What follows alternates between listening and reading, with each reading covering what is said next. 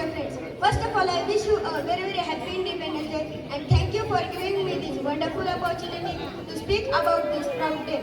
This day is the most important for all of us because on this day in 1947, we got freedom from the British rule. Friends, our great freedom fighters like Mahatma Gandhi, Lala Lajpat Rai, Pandit Jawaharlal Nehru, Bhagat Singh, Subhash Chandra Bose and many others devoted their entire life for the independence of our country.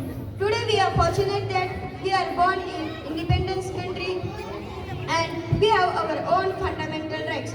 Our brave soldiers fight on borders continuously to protect our country. I am proud to be an Indian and I love my country very much. At last I have few lines to say for my India. पानी न हो तो नदियाँ किस काम की, आंसू न हो तो आंखें किस काम की, अगर हम वतन के काम ना आए तो जिंदगी की किस काम की. जय हिंद जय भारत. खूप छान ऑलराऊंडर, त्याला म्हणतात टॅलेंट. खूप छान त्यानं भाषण पण केलेलं आहे आणि देशाविषयी त्यांनी खूप सारी माहिती दिलेली आहे. तर